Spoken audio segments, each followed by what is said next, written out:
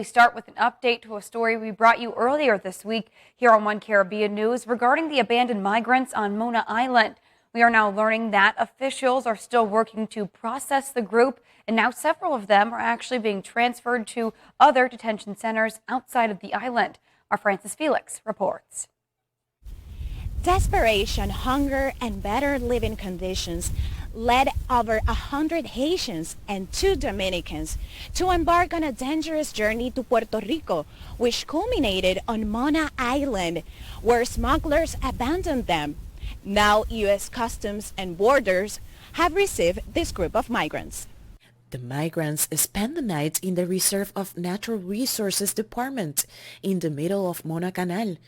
The next day, they were transferred to Mayagüez, Puerto Rico, where CBP picked them up and take them to their facilities for processing.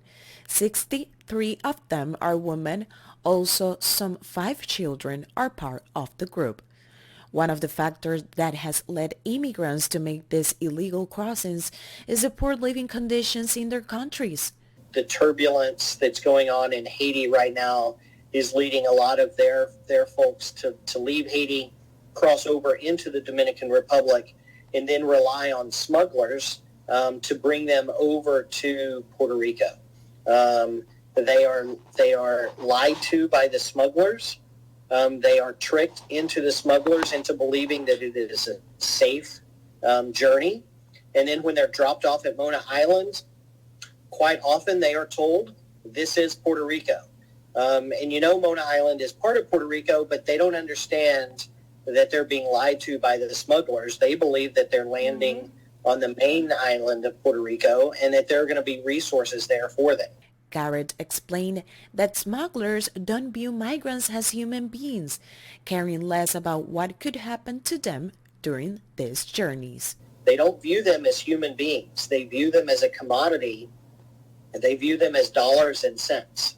And so the closer they get here, the closer they get to their final destination.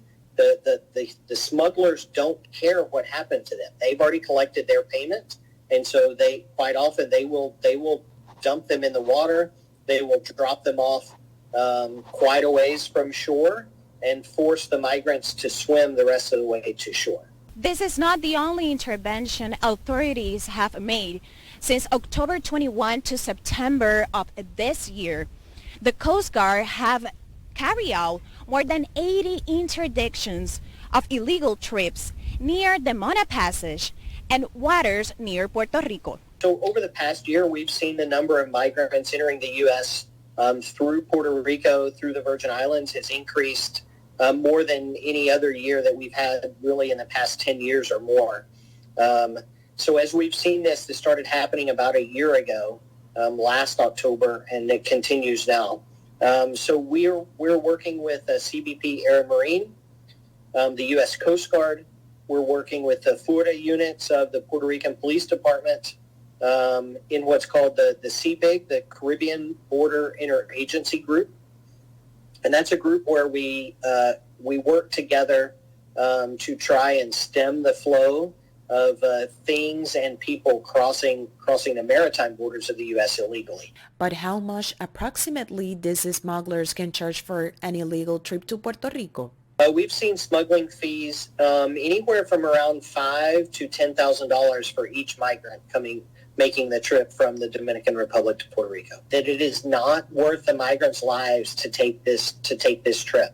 So, however far and wide your reporting goes, we rely on you to help us carry this message that it's just not worth anybody's life to take the risk. During the days in CBP custody, migrants will receive basic necessities and medical attention. A decision will be made by the authorities as for when and how they are going to be repatriated to Haiti. Reporting from San Juan, Puerto Rico, Francis Felix. All right, thanks so much, Francis. In the meantime, after 45 days in office, UK Prime Minister Liz Truss has resigned, making her time in office the shortest of any prime minister in British history. Now, British newspapers are frantically speculating whether former Prime Minister Boris Johnson might bid to return to the job after he quit in disgrace. Britain's ruling Conservative Party will select a new leader who will automatically become the prime minister in the coming week. Main right-wing tabloids focused on the possibility that Johnson could bid to return to the leadership. Truss was elected on September 5th, but her government's budget caused turmoil on financial markets and led to widespread infighting among conservatives. Well, meantime, the Commission of Inquiry into the controversial March 2nd, 2020 regional and general election in Guyana will begin its work on November 3rd.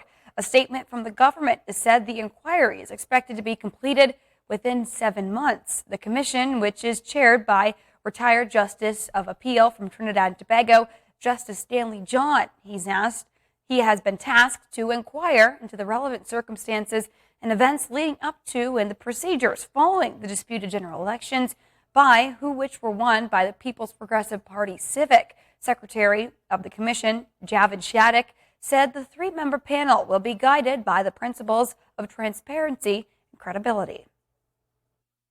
This Commission of Inquiry is for a period of time that everyone felt it in this country, and it is something that the President of this country thinks we should get over, or we should have some answers, and he is trying his best to make it as open, fair as possible.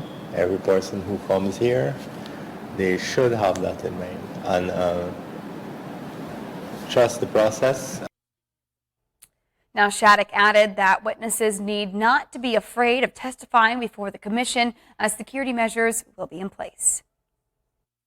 Any witness that comes forward to give evidence, they should have no fear. This entire area will be secured. They should also have faith in what is being done is open, transparent, and credible. We're trying to keep that as our top priority. That is why we have all of these openness, the media being invited, public being invited. Well, switching gears now to the latest out of the tourism industry. The travel website Expedia is out with its annual air travel hacks report. The company revealed the tips on CBS Mornings. Michael George joins us from LaGuardia Airport in New York with details on ways to save money when you travel this year. After a summer of expensive flights, many Americans are wondering just how much heading home for the holidays will cost. The travel site Hopper reports Thanksgiving and Christmas airfares will be their highest in 5 years. I think we're at a point in our lives where the price does have an effect on it, but we still travel. But there are ways to save.